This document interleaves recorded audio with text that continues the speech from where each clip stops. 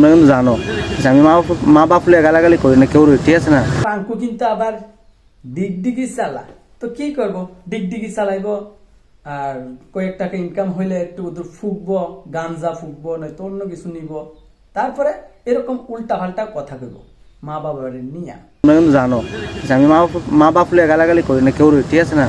अभी बताता है भाई, अभी बताता है। अभी तूने गाड़ में उंगली किया ना, अभी बताता है। তুই যদি এক বাপের ফয়দা হস বা এক মার ফয়দা হস। পাঙ্কুর আগে একটা ভাইরাল একটা ভয়েস আমরা শুনে নেই, তারপরে আইতাছি আবার জায়গা। আমার কুত্তা আমি চেষ্টা করবো, তোর কি তারি? তোর কুত্তা হইলে তুই কুত্তা হইলে ভিডিও বানাবি কে রে? তোর মা রেলে বানাস না, তোর মা রেলে বানাস না। ও স্যাডার বাল সুসাবে থাক। আরে আমার মা বাবা হোক আর তোমারই মা বাবা হোক, কিন্তু স্থানটা একই জায়গায়, সম্মানটা একই জায়গায়। অত্যন্ত উত্তম প্রস্তাব দেশ। তুই যদি এক বাপের ফয়দা হস বা এক মার ফয়দা হস। ফালতু ফাঙ্কু, আমি একটি কথা বলবো, ফাঙ্কু একদম ফালতু, থার্ড ক্লাস। ফাঙ্কু মানেই ফালতু। ফাঙ্কু করছে মজার চলে, আর মিডিয়া ধরছে তলে তলে।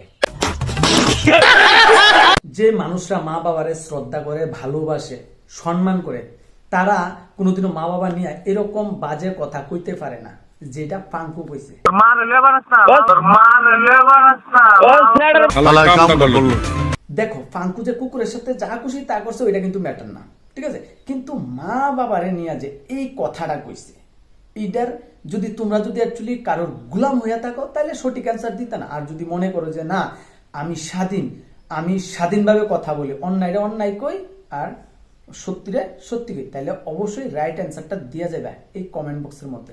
দেখমু কারা সত্যি কথা কো।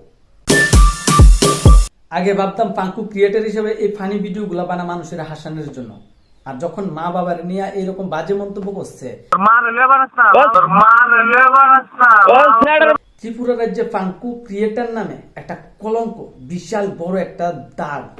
ঠিক বলেছো।